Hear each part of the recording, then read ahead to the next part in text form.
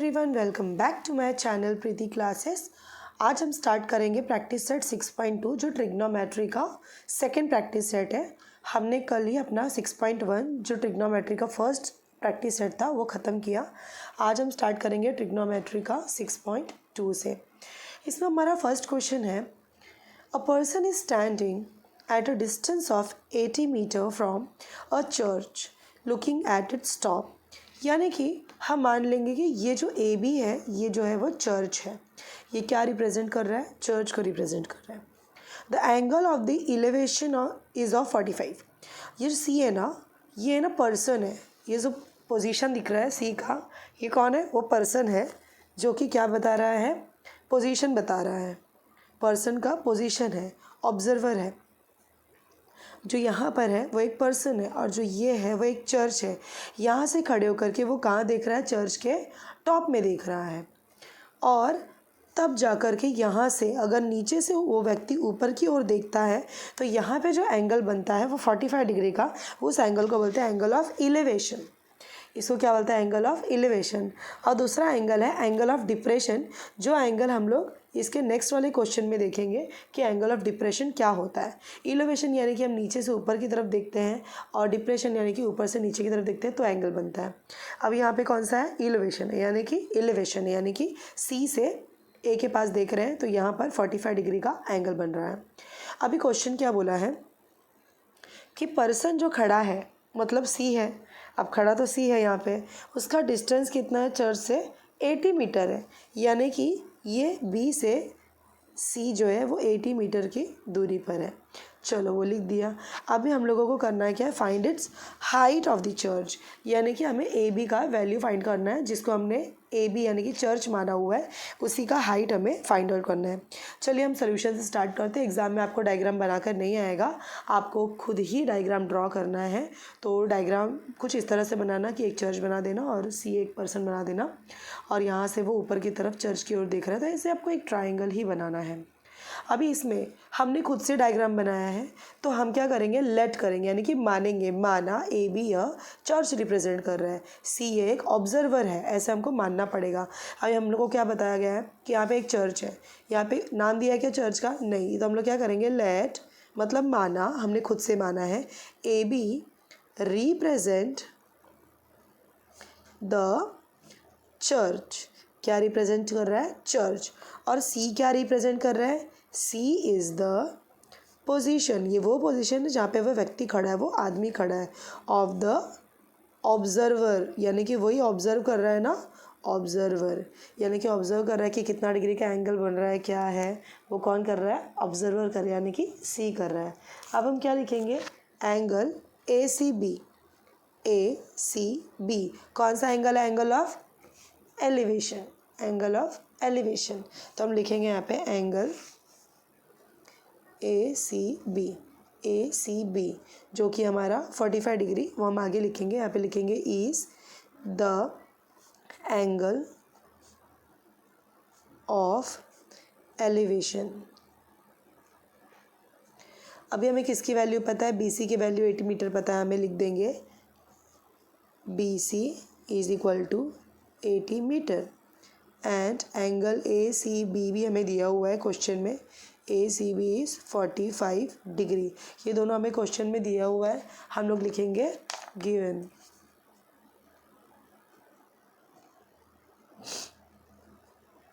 क्योंकि ये क्या है? दिया हुआ है। अब हम आगे बढ़ेंगे। अब ये राइट एंगल ट्राइंगल है हमारा, जो ये एंगल है वो कौन सा हो गया? Right angle. तो हम लिखेंगे in right angle triangle A B C. कौन सा एंगल है? ए बी सी, उसका नाम क्या है? ए बी सी।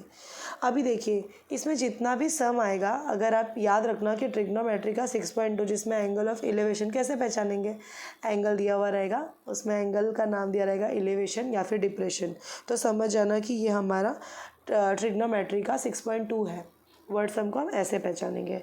और जब भी वर्ड सम दिया रहेगा ट्रिग्नोमेट्री का ना, तो हमें क्या लिखना है? tan लिखना है।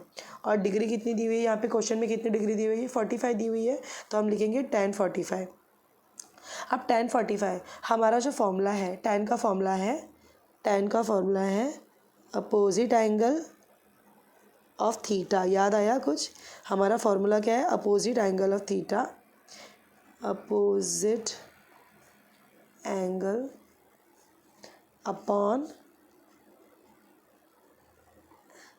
Adjacent angle, opposite angle upon adjacent angle. अब देखिए हम कैसे पहचानेंगे अपोजिट क्या है और एडजेसेंट क्या है। ये जो 45 है उसके ठीक सामने वाला जो लाइन होता है, 45 के सामने वाला जो लाइन है वो अपोजिट है। हम लिखेंगे अपोजिट के पे हम क्या नाम डालेंगे? A B, right. इसका क्या नाम है? A B. ओके, अब हमें क्या लिखना है? एडजेसेंट। एडजेसेंट चाहिए ना। एडजेसेंट क्या होता है? देखिए 90 के सामने वाला तो हमारा हाइपोटेनियस होता है, ये तो तय है, ये हमेशा हाइपोटेनियस होता है। और इसका ये एंगल दिया हुआ है हमको, अगर ये एंगल दिया होता तो कुछ और होता, हम वो अलग तरीके से करते, लेकिन हमको क्वेश्चन में फ़िलहाल क्या दिया हुआ है? 45 डिग्री दिया हुआ है। तो 45 डिग्री के सामने क्या है? ए बी है। तो ए बी कितना? ए बी हमारा क्या हो गया? अपोजिट हो गया। तो अभी हमारा 45 डिग्री है ना, उसका एडजेसेंट साइड कौन सा होगा? एडजेसेंट यानी कि बाजू वाला। तो 45 के बाजू में एक तो ये लाइन है और एक ये लाइन है, लेकिन ये कौन है? ये तो हाइपोटेनियस है, तो एडजेसेंट हो ही नहीं सकता। तो एडजेसेंट क्या हो गया? बी सी हो गया। तो हम यहाँ पे लिखेंगे बी सी। और tan 45, अब जो बड़ा वाला डब्बा वाला फार्मूला है ना, उसमें tan 45 का वैल्यू है ना 1 है। आप लोग जाकर के डब्बे वाले फार्मूला को अच्छे से देख लेना, उसमें जो है tan 45 का वैल्यू कितना दिया हुआ है? 1 दिया हुआ है। हम लोग लिखेंगे tan 45 इज इक्वल टू 1। यहाँ पे हम लोग क्या लिखेंगे? 1। tan 45 की जगह पे क्या आ गया? 1। ए बी का वैल्यू दिया है क्या क्वेश्चन में? नहीं, हमको सिर्फ ये पता है कि ए बी चर्च है और उसी का वैल्यू हमको निकालना है। तो ए बी की जगह पे हम A B as it is लिखेंगे। So what is the value of B C? B C is given here 80 metre. So you have to write your 80। आपको क्या लिखना है? 80 लिखना है। अब हम क्या करेंगे? ये अपॉन में 80 है, इसके पास चला जाएगा तो मल्टीप्लाई में 80 हो जाएगा। यहाँ पे अपॉन है यानी कि डिवाइड है, जब वो 81 के पास जाएगा तो मल्टीप्लाई हो जाएगा और ये A B as it is रहेगा। इसका मतलब हमारा वैल्यू आ गया A B is equal to 80 metre, यानी कि हमारा ए बी भी कितना आया? 80 आया। तो हमारा फाइनल आंसर क्या है कि height of this church is what? 80। The height of the church is 80 metre. ये हमारा फाइनल आंसर है।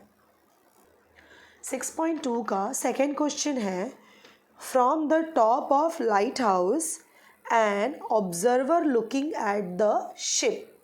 यानी कि ये एक लाइट हाउस है, हम क्या मान लेंगे? A B is a lighthouse. अभी यहाँ पे ऑब्जर्वर खड़ा है। अभी जैसे हमारा फर्स्ट क्वेश्चन में ऑब्जर्वर सी था, यहाँ पे नीचे से खड़े होकर ऊपर की तरफ देख रहा था चर्च की ओर, लेकिन इसमें क्या हो रहा है ना, उल्टा हो रहा है। ऑब्जर्वर कहाँ खड़ा है? ऊपर खड़ा है, और वो नीचे कहाँ देख रहा है? वो देख रहा है कि नीचे समुद्र में एक शिप जा रहा है, यानी कि एक जहाज़ जा रहा है। ये जो हमारी लाइट हाउस है, ये हमारी क्या है? लाइट हाउस है। यहाँ पर एक आदमी खड़ा है जिसको हम ऑब्जर्वर नाम दे रहे हैं। ये ऑब्जर्वर यहाँ से खड़ा होकर किसको देख रहा है? शिप को देख रहा है। और शिप को देखने के बाद में ना कौन सा एंगल बनता है? डिप्रेशन एंगल बोलता है, जिसको हम हिंदी में बोलते हैं अवनत कोण। क्या बोलते हैं? अवनत कोण। और हिंदी में इसके पहले वाला क्वेश्चन जो हमारा था, जिसको हम इलेवेशन बोलते हैं, उसको बोलते हैं उन्नत कोण। क्या बोलते हैं? उन्नत कोण। और यहाँ पे कौन सा कोण बन रहा है? अवनत कोण, यानी कि डिप्रेशन बन रहा है। ये हिंदी मीडियम के लिए है, क्योंकि कुछ बच्चे ऐसे भी जो हिंदी मीडियम के हैं तो उनको इजी पड़ेगा। ये जो डिप्रेशन है उसका मतलब हिंदी में अवनत कोण है, और जो इसके पहले वाले क्वेश्चन में हमारा था एलिवेशन, उसका मतलब उन्नत कोण था। तो डिप्रेशन ऑफ 60 डिग्री। अब इसका मतलब ये आदमी, ये जो ऑब्जर्वर है, अब वो जो जब हमारे शिप को देख रहा है, यानी कि सी को देख रहा है, नीचे देख रहा है ना, तो यहाँ से सीधा अगर वो देखेगा, सीधा देखेगा और यहाँ से डाउन देखेगा, तो ये जो एंगल बनता है ना, ये हमारा डिप्रेशन होता है। मतलब ऐसा एंगल बनता है। डिप्रेशन आ गया मतलब समझ जाना, ऐसा बनेगा नीचे की तरफ। तो ये हमारा कौन सा एंगल हुआ? डिप्रेशन एंगल, यानी कि कौन सा कोण हुआ? अवनत कोण हुआ। अभी यहाँ पे हम लोग एक नाम डाल देंगे डी। अभी क्वेश्चन के हिसाब से 60 डिग्री तो चलो मिल गया, तो 60 डिग्री के हिसाब से ध्यान देना हमेशा कि अगर ये 60 होता है ना, तो तो हमारा ये भी क्या होता है 60 डिग्री होता है। कैसे होता है देखो, उल्टा जेड बन रहा है। और कभी भी सीधा जेड बने या उल्टा जेड बने समझ जाने का वो अल्टरनेट कोण है, अल्टरनेट एंगल है। यानी कि कौन सा कोण है, एकांतर कोण है। ये कौन सा एंगल है, अल्टरनेट एंगल है, क्योंकि उल्टा जेड बन रहा है। सीधा जेड भी बन सकता है, उल्टा जेड भी बन सकता है। यहाँ पे उल्टा जेड बन रहा है, यानी कि ये अल्टरनेट एंगल है। और अल्टरनेट एंगल का वैल्यू सेम होता है। अगर ये 60 डिग्री है तो ये भी 60 डिग्री ही होगा। यह सब हम आगे लिखेंगे, फिलहाल मैं आपको बता रही हूँ। अभी देखिए इस क्वेश्चन में ना इन लोगों ने लाइट हाउस का हाइट बताया है। The height of the lighthouse is 90 metres. इसका मतलब ए बी का वैल्यू कितना है, 90 मीटर है।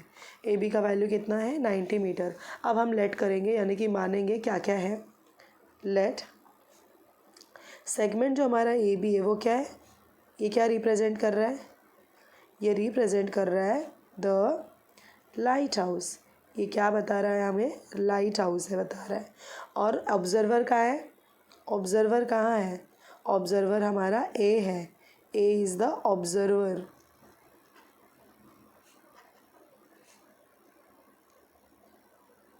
ओके अब सी क्या है, सी शिप का पोजीशन है। सी क्या है, शिप है। जो ऑब्जर्वर ए जो आदमी है वो नीचे की तरफ शिप को देख रहा है, जो कि एक लाइट हाउस के ऊपर खड़ा है। तो सी क्या है, शिप है। C is the position of the ship. Okay AD क्या है, हमने खुद से खींच दिया है। देखो यहाँ पे एडी एक हॉरिजॉन्टल लाइन है जहाँ से डिप्रेशन एंगल बन रहा है। तो हम लिख देंगे A D is the horizontal. Horizontal मतलब आड़ी रेखा बनी हुई है, मतलब आड़ा रेखा बना हुआ है, तो हम उसको हॉरिजॉन्टल लिखेंगे। Horizontal line and angle D A C is what, depression angle है, is the angle of depression. अब हम क्या लिखेंगे, हमारा ए बी का वैल्यू दिया हुआ है, क्या दिया हुआ है, 90 मीटर। एंड एक हमारा एंगल ऑफ डिप्रेशन यानी कि डी ए सी।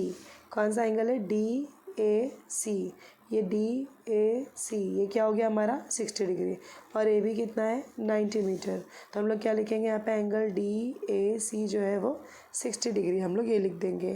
तो angle A C B and angle D A C, देखो कौन सा एंगल है, ए सी बी और डी ए सी। आप कैसे लिखना, ऐसे लिखना डी ए सी, फिर लिखना ए सी बी। कैसे लिखोगे, डी ए सी फिर ए सी बी। तो क्या बन रहा है, जेड बन रहा है क्या, यस। इसका मतलब कौन सा एंगल है, अल्टरनेट एंगल है। तो हम इन दोनों को लिखेंगे आर अल्टरनेट एंगल्स। और अल्टरनेट एंगल का वैल्यू कितना होता है, सेम होता है। यानी कि अगर ये 60 है तो ये भी क्या होगा हमारा 60 होगा। हम वही लिखेंगे, angle A C B is equal to angle D A C is equal to 60 degree. तीनों मिला करके 60 हो गया। और ये जो वैल्यू हमने यहाँ पे डाला है, A B is equal to 90 metre और एंगल डी ए सी, ये हमको क्वेश्चन में दिया हुआ है। तो हम लोग इसको लिख देंगे, this is given, this part is given in text book. Okay अब हम क्या करेंगे, हम लिखेंगे कि अभी ये जो ट्रायंगल है ए बी सी, ये क्या है, राइट एंगल है। राइट एंगल यानी कि समकोण है, इज़ राइट एंगल। अभी हम लोग क्या करेंगे, मैंने आपको क्या बताया था कि ये हमारा है ट्रिग्नोमेट्री। और ट्रिग्नोमेट्री में हम लोग क्या करते हैं, हमेशा tan लेते हैं। और डिग्री कितनी दी हुई है, 60। यानी कि हम लिखेंगे tan 60।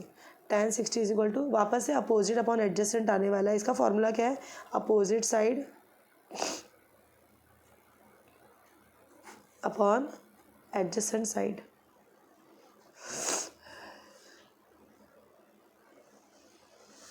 अब बताइए 60 का अपोजिट साइड क्या हुआ, ये 90 डिग्री है, ध्यान से देखना है 90 डिग्री है, तो ये हमारा हाइपोटेनियस हुआ।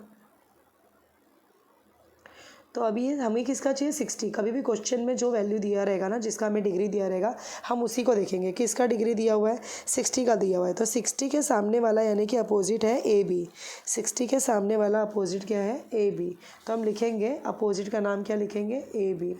और एडजेसेंट, अब 60 के बाजू में एक तो ये वाला लाइन है, और एक ये वाला लाइन है, तो ये क्या है हमारा हाइपोटेनियस, तो हम लोग इसका ध्यान नहीं देंगे, हाइपोटेनियस एडजेसेंट नहीं हो सकता। तो क्या बचा हमारे पास, BC बचा। हम यहाँ पे क्या लिखेंगे, BC। और tan 60 का वैल्यू कितना दिया हुआ रहता है डब्बे में, बॉक्स वाले फॉर्मूला में tan 60 का वैल्यू कितना दिया हुआ, भी आपको रट्टा मारना है। उसका आंसर है √3। अब √3 आ गया है, मतलब हम कैसे वैल्यू लिखेंगे, चलिए ये √3 मैंने लिख दिया, = AB का वैल्यू क्वेश्चन में 90 दिया हुआ है, वो भी मैंने लिख दिया। अब BC ऐसे ही रहेगा। अब √3 दे दिया है, अब क्वेश्चन में देखो √3 का वैल्यू दिया हुआ है 1.73, दिख रहा है क्या, ये आपको क्वेश्चन में दिया हुआ रहेगा, तो आप लोगों को ज़्यादा स्ट्रेस लेने की ज़रूरत नहीं है। हम क्या करेंगे ना, ये जो √3 है इसको उठा के यहाँ पे लेकर चले जाओ और BC को यहाँ पे ले जाओ, तो BC ऊपर चले जाएगा और 90/√3 आ जाएगा। हम क्या करेंगे ना, इसको डिनोमिनेटर में 3 अगर आता है, कभी भी डिनोमिनेटर अगर रूट में आता है तो उसको एक्सेप्ट नहीं करना है आपको उसके साथ फाइट करना है, लड़ाई करने की, नहीं आना चाहिए। तो कैसे आप करोगे, इसको ना सेम इससे मल्टीप्लाई करके भगाओ, और अगर नीचे वाले को 3 दिया है, √3 दिया, तो ऊपर वाले को भी √3 दो, तो हमारा आंसर आएगा 90 × √3 अपॉन 3 × 3 क्या हो जाएगा, 3 आ जाएगा। यानी कि एक बार अपॉन में 3 बाहर आ जाता है। √3 अगर 2 बार दिया रहता है तो एक बार 3 बाहर आ जाता है, और ये BC एज इट इज़ रहेगा, देयरफॉर का साइन हमेशा लगाते जाना है। अब हम लोग क्या करेंगे, हम लोग BC यहाँ पे लिखेंगे, BC = ये कट कर दो, 3 1 = 3, 3 3 = 9 और ये 0, यानी कि 30√3 आया हमारा आंसर। 30 × √3। √3 का वैल्यू कितना दिया हुआ है क्वेश्चन में, √3 का वैल्यू दिया हुआ है क्वेश्चन में 1.73, कितना दिया हुआ है 1.73। हम क्या करेंगे, √3 की जगह पे वो वैल्यू लगाएंगे।